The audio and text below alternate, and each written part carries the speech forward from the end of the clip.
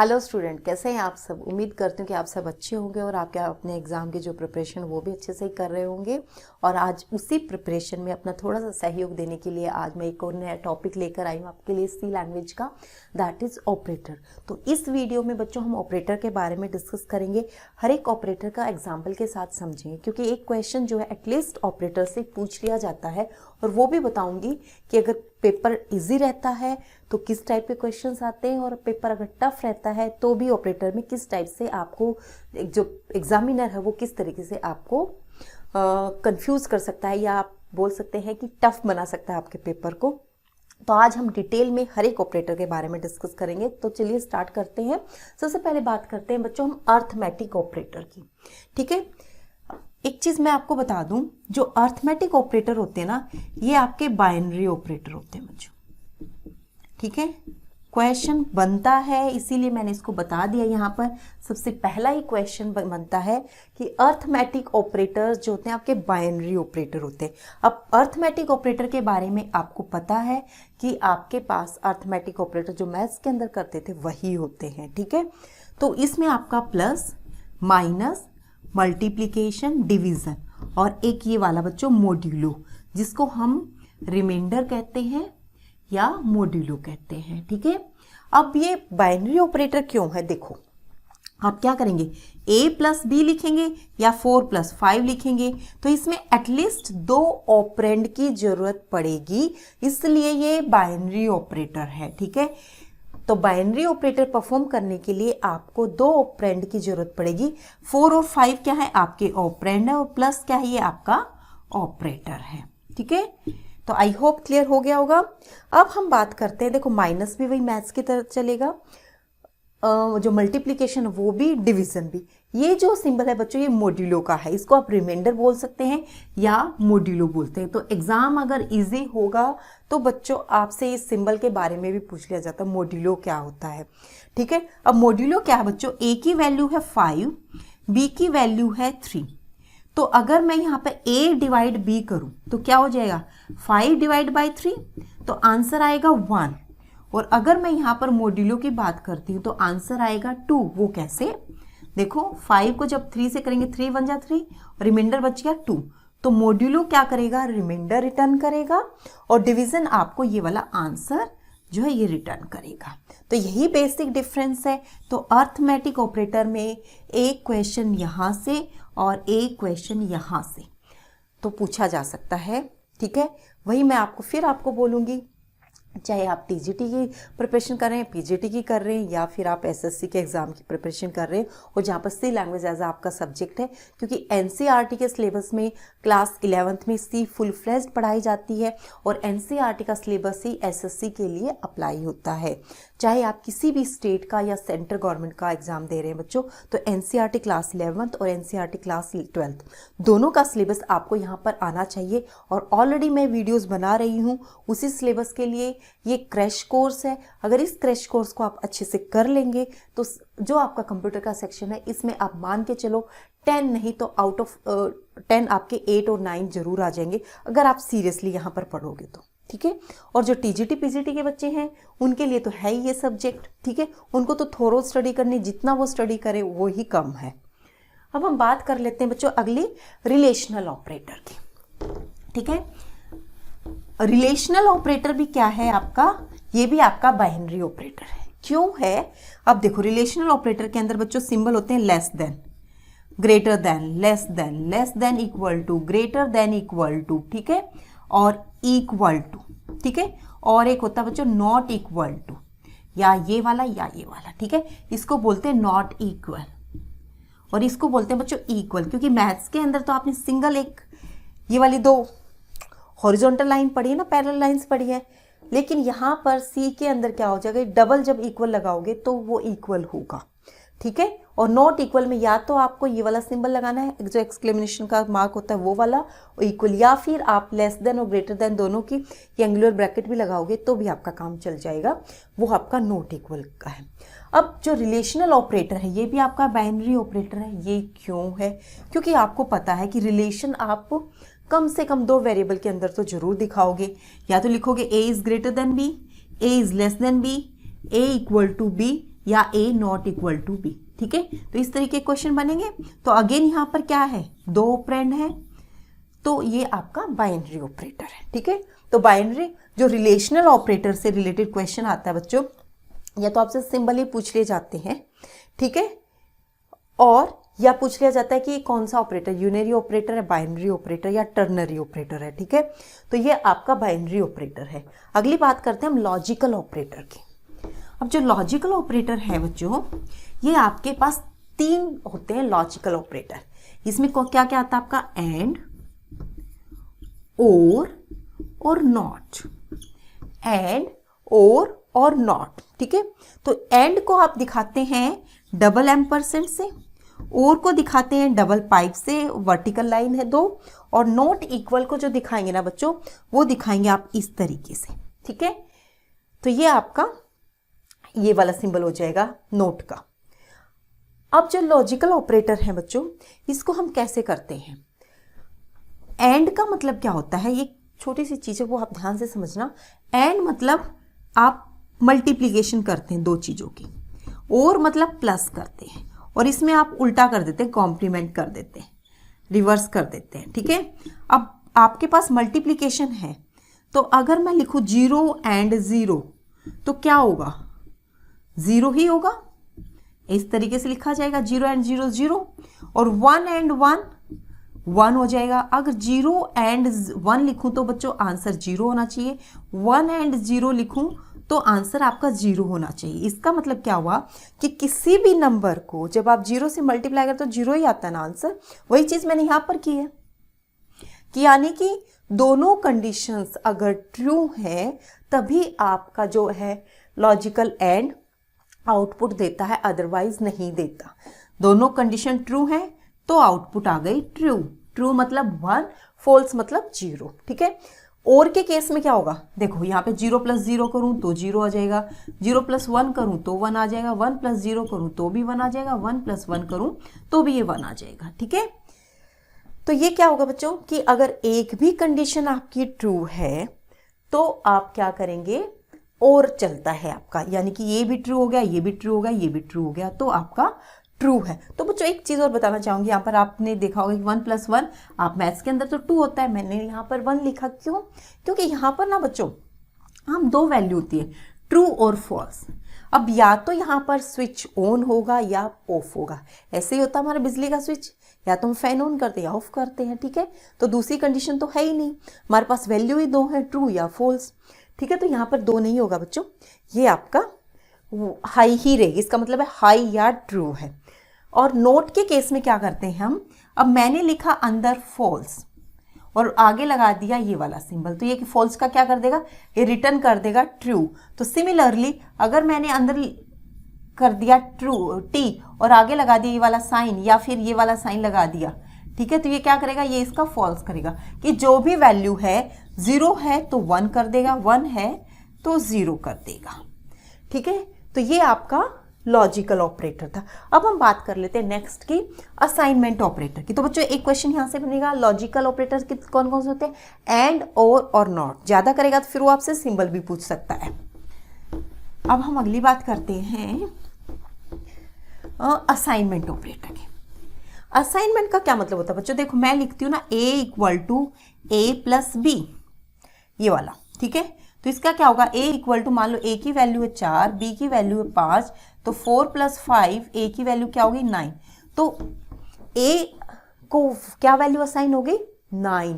तो इसको जो सिंगल इक्वल होता है ना बच्चों, उसको हम असाइनमेंट ऑपरेटर बोलते हैं। यानी कि राइट हैंड साइड में ये वाली जो वैल्यू है that is assign to left hand side variable. ठीक है, तो ये असाइनमेंट है, तो प्लीज इसमें कंफ्यूज मत होना। असाइनमेंट आपका सिंगल इक्वल होता है और जो आपका इक्वल ऑपरेटर होता है वो आपका डबल इक्वल लगेगा, तब ये कंसीडर करेगा, नहीं तो नहीं करेगा। अगला है बच्चों बिटवाइज ऑपरेटर। बिटवाइज ऑपरेटर क्या होते हैं, बिटवाइज ऑपरेटर में बच्चों आपका बिटवाइज एंड, बिटवाइज और बिटवाइज नॉट और एक्सोर। ठीक है, तो ये आपके ऑपरेटर चलते हैं बच्चों बिटवाइज ऑपरेटर में। ठीक है, अब बिटवाइज एंड का सिंबल होता है ये सिंगल एम्परसेंड, इसका सिंबल होता है सिंगल आपका ये और ये आपका नोट के लिए होता है, और एक्सोर के लिए बच्चों ये वाला सिंबल होता है, ये वाला प्लस लगाया बीच में और फिर आपने सर्कल बना दिया, तो ये होता है एक्सोर के लिए। अब बिट वाइज ऑपरेटर की जरूरत क्यों पड़ी, इसको एक एग्जांपल की हेल्प से करते हैं। तो ये बच्चों क्या होता है, ये आपके बिट्स को ऐड करने के लिए यूज होता है, ओरिंग के लिए यूज होता है, निगेशन करने के लिए यूज होता है। ठीक है, अब बिट का मतलब क्या होगा, क्योंकि आपको पता है कि हमारा जो कंप्यूटर सिस्टम वो बिट्स में काम करता है। जब भी आप कोई डेटा भेजते हो तो बिट्स में जाता है। तो यहां पर मान लो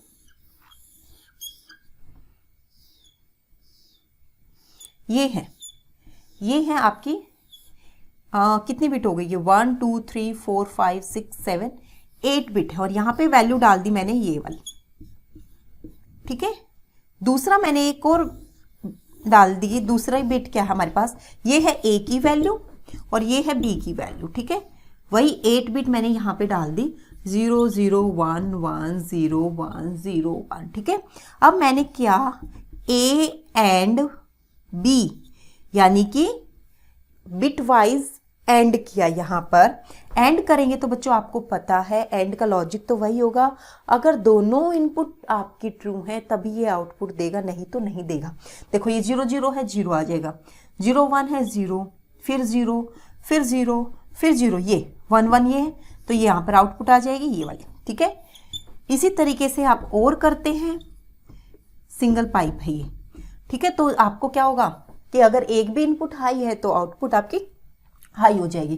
तो यहाँ पे 0 1 1 1 1 1 0 1 मैंने ये ऐड करे हैं, ये वाले करके देख लेना आप, अगर कोई मिस्टेक होगी तो माफ करना भाई। ठीक है, एडिशन ही किया है। अब निगेशन के लिए अगर बोल दिया जाए, मान लो ए है आपके पास, ए का निगेशन करना आपको, यानी कि निगेशन मतलब कॉम्प्लीमेंट करना है, तो ए की वैल्यू क्या हो जाएगी 0 1 0 1 0 1 0 1। ठीक है, ये इसका रिवर्स हो जाएगा ना, तो ये होता है निगेशन। अब जो एक्सोर होता है ना बच्चों, एक्सोर क्या करता है, पहले तो मैं इसके बारे में आपको बता दूं। अरे रब कर दिया, चलो छोटा सा एग्जांपल लेते हैं। यहाँ पे 8 बिट का ले लिया, अब 4 बिट से ही मैं आपको समझा दूंगी। यहाँ पर है आपके पास ये वैल्यू, ये वाली। ठीक है, ये ए है, ये बी है। अब इसमें आपको करना है ए एक्सोर बी, तो कैसे करें। एक्सोर गेट हमेशा आउटपुट जब देता है जब इसकी दोनों इनपुट जो होती हैं वो डिफरेंट रहती हैं। ये सेम इनपुट पर कभी आउटपुट नहीं देता, यानी कि 0 0 पे आउटपुट नहीं देगा, ये 1 1 पे आउटपुट नहीं देगा। तो देखो यहाँ पे 0 1 डिफरेंट है ना आउटपुट, तो ये सॉरी डिफरेंट इनपुट है तो ये आउटपुट 1 देगा। यहाँ पे 1 0 है तो ये 1 करेगा, ये सेम आ गया 0 करेगा, 1 1 है ये सेम है तो 0 करेगा, तो ये इसका एक्सोर का आंसर आ जाएगा। आई होप क्लियर हो गया होगा। अब एक और मजे की बात जो मैं इसमें बताने जा रही हूँ वो होते हैं दो और आप यहाँ पे ऑपरेटर अप्लाई कर सकते हो, शिफ्ट लेफ्ट और शिफ्ट राइट। ठीक है, शिफ्ट लेफ्ट और शिफ्ट राइट ऑपरेटर भी आप इसके अंदर यूज करते हैं। बिट वाइज शिफ्ट एग्जाम में क्वेश्चन पूछा जाता है, देखो जो एसएससी का बच्चा है वो तो यहाँ पर खत्म कर सकता है अपनी चीज को, बट जो टीजीटी और पीजीटी का बच्चा है उसको यहाँ पर बिट वाइज शिफ्ट लेफ्ट और राइट भी करना आना चाहिए। शिफ्ट राइट भी करना आना चाहिए। और जो बच्चे अपने ग्रेजुएशन के हैं, बीटेक के हैं या मास्टर्स कर रहे हैं, उनके लिए तो इम्पॉर्टेंट है ही है, क्योंकि उनको तो सारी चीज़ें सीखनी है। ठीक है, अब बिट वाइज शिफ्ट में क्या करते हैं बच्चों, यहाँ पे मैंने लिखा ये वाला। ठीक है, अब मुझे इसको शिफ्ट करना है। ठीक है, लेफ्ट शिफ्ट करना है, यहां लिख देती हूं bitwise left shift by 1।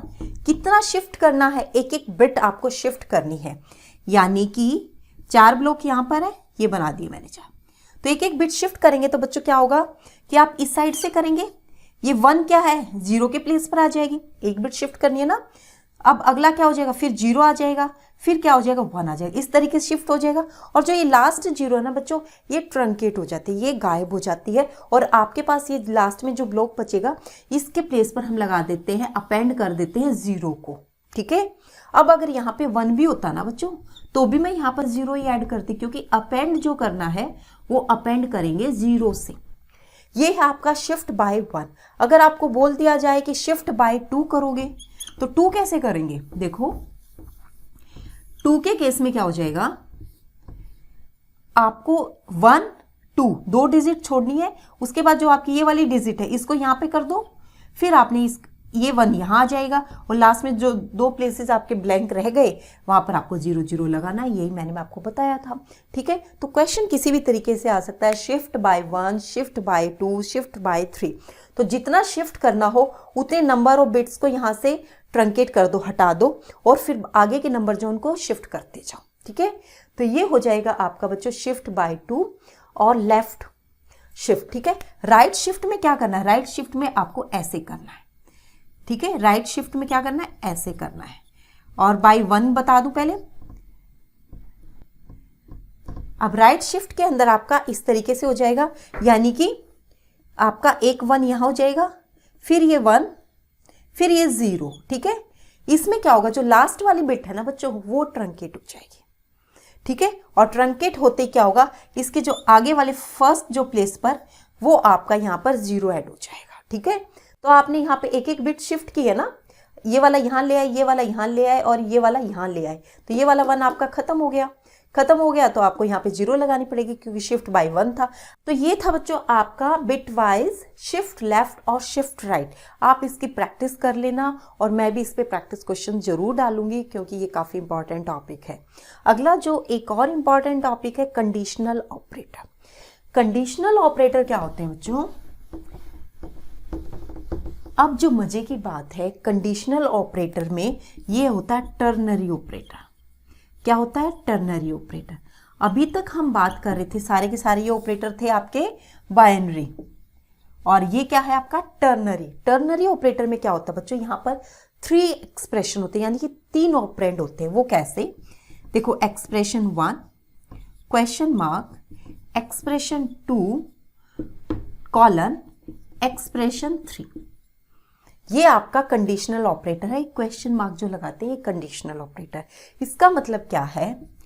If expression 1 true then return क्या करेगा? रिटर्न करेगा एक्सप्रेशन 2 को। एल्स में क्या रिटर्न करेगा? ये एक्सप्रेशन 3 को। तो आपके इसमें क्या होगा? एक्सप्रेशन 1 की अगर कंडीशन ट्रू है तो ट्रू के केस में ये वाली वैल्यू रिटर्न होगी और फॉल्स के केस में बच्चों एक्सप्रेशन 3 रिटर्न होगा। इतना आपको याद करना है। क्वेश्चन जरूर आता है, यहाँ पर आउटपुट पूछ ली जाती है, तो आपको इस पे भी प्रैक्टिस करनी है और मैं भी इससे भी रिलेटेड क्वेश्चन लेकर आऊंगी। अगला है हमारे पास इंक्रीमेंट और डिक्रीमेंट ऑपरेटर। इंक्रीमेंट और डिक्रीमेंट ऑपरेटर के अंदर ये पहली तो बात इसमें क्या है, ये यूनरी ऑपरेटर है। ठीक है, तो आज साथ साथ मैंने क्या किया है, आपको 3 और ऑपरेटर बता दिए, बट ये बेसिक तो आपके 8 ही हैं। मैंने कितने लिखे हैं? 1 2 3 4, हाँ एक और रह गया भाई यहाँ पे, स्पेशल ऑपरेटर। ठीक है, क्या? Special operator. ठीक है, बेसिक ऑपरेटर तो आपके पास 8 ही हैं, बट ये जो ऑपरेटर्स की टाइप बता दी मैंने, यूनरी, बाइनरी और टर्नरी। बाइनरी के अंदर समझ चुके हो, टर्नरी समझ चुके हो। यूनरी ऑपरेटर में क्या होगा? एक ही ऑपरेंड होगा। ठीक है, अब इंक्रीमेंट है तो यहाँ पे a प्लस प्लस करोगे। a प्लस प्लस का मतलब क्या होता है? a plus 1। ठीक है, माइनस b करोगे तो इसका मतलब b माइनस 1। ठीक है, तो ये क्या एक ही ऑपरेंड यूज हो रहा है ना इसमें, तो ये आपके क्या यूनरी ऑपरेटर है। इससे रिलेटेड वीडियो मैं ऑलरेडी डाल चुकी हूँ और भी मैं साथ में प्रैक्टिस क्वेश्चन जितने पॉसिबल होंगे ऑपरेटर से रिलेटेड फिर रिपीट कर देंगे, क्योंकि कई बच्चों की क्वेरी आ रही है इंक्रीमेंट डिक्रीमेंट पे, अभी भी उनको डाउट है, तो एक प्रैक्टिस सेट उसका भी डाल देंगे, कोई प्रॉब्लम नहीं है, आपकी अच्छे से तैयारी हो जाएगी। अब अगला है बच्चों स्पेशल ऑपरेटर। स्पेशल ऑपरेटर क्या होता है? ये आपका पास साइज ऑफ ऑपरेटर है ना, ये आपका स्पेशल ऑपरेटर है। ठीक है, और ये साइज ऑफ क्या करता है? ये किसी भी वेरिएबल का साइज रिटर्न करके देता। अगर आपको पता करना ना, साइज ऑफ इंट लिख दिया आपने, अगर आपने लिख दिया size of long, size of care, या फिर आपने कोई कांस्टेंट वैल्यू ली है साइज ऑफ, यहाँ पे लिख दिया 1 2 3 L, तो ये क्या करेगा? इनके साइज रिटर्न कर देगा। इंटीजर कितना लेता है? ये 2 लेगा। 4 लेगा, 1 लेगा, और ये जो स्पेस लेगा ना मेमोरी के अंदर, जितना भी स्पेस लेगा 1 2 3, क्योंकि आपको पता है ये आपके इंटीजर नंबर है प्लस एल, ये टोटल जितना स्पेस लेगा मेमोरी के अंदर ये उसका रिटर्न कर देगा। तो ये था बच्चों आज का ऑपरेटर का जो आपका टॉपिक था वो। आई होप कि आपके लिए अच्छा रहे, आपके लिए फ्रूटफुल रहे, आपके एग्जाम में ये हेल्प करे। और हेल्प करने के लिए एक और प्रैक्टिस सेट मैं आपको दे दूँ, जिससे कि आपको यहाँ के जो डाउट होंगे वो सारे के सारे क्लियर हो जाएंगे। तो बच्चों यहाँ से आपका कोई भी क्वेश्चन गलत नहीं होना चाहिए। अगर इतना मेहनत करने के बाद भी आपका गलत होगा तो बच्चों ये बहुत ही गलत चीज़ हो जाएगी आपके लिए। तो प्लीज़ प्लीज़ इस पर मेहनत कीजिएगा। और अगर ये वीडियो पसंद आता है तो आपको पता है कि वीडियो को लाइक शेयर कमेंट कीजिए, चैनल को सब्सक्राइब कर लीजिएगा, बेल आइकन को प्रेस कर दें ताकि आने वाले वीडियोस का नोटिफिकेशन मिलता रहे। बच्चों बहुत अच्छा रिस्पांस आ रहा है, बहुत जल्द ही जो यूट्यूब के मिनिमम जो क्राइटेरिया है उसको हम फुलफिल कर लेंगे। उसमें आप लोग भी मुझे सपोर्ट करो, क्योंकि हमारे सब्सक्राइबर ऑलमोस्ट पूरे हो चुके हैं। जो मिनिमम क्राइटेरिया है जो रहता है हमारा वॉच टाइम रहता है, तो मैं चाहती हूँ कि विद इन 1 मंथ अगर हमारा वॉच टाइम कंप्लीट हो जाए, वॉच टाइम आप दे सकते हो, ठीक है, क्योंकि आपके पास इतना सारा मटेरियल ऑलरेडी इस चैनल पर है, आप उसको पढ़ सकते हो, आपकी भी प्रैक्टिस होगी। और जिस दिन वॉच टाइम कंप्लीट हो जाएगा उस दिन से हम अपनी एक लाइव स्ट्रीमिंग की क्लास भी शुरू कर देंगे। लाइव क्लास लेना शुरू कर दूंगी मैं आपके साथ, एक फिक्स टाइम कर लेंगे, उस पर हम अपनी लाइव क्लासेस लेंगे, ठीक है। लेकिन उससे पहले मैं एलिजिबल नहीं हूँ, तो इसमें एलिजिबल बनाने के लिए मैक्सिमम जितना आप सपोर्ट कर सकते हो तो बच्चों आप करो। चैनल को सब्सक्राइब करो, शेयर करो मैक्सिमम, और मुझको जो वॉच टाइम चाहिए बच्चों वॉच टाइम दो, ताकि जल्दी से जल्दी हम ये मिनिमम क्राइटेरिया फुलफिल कर ले, जिससे कि हम लाइव क्लासेस लेने में एलिजिबल हो जाएं। तो आज के लिए बच्चों इतना ही, मिलते हैं नेक्स्ट वीडियो में नेक्स्ट टॉपिक के साथ। तब तक के लिए थैंक यू वेरी मच।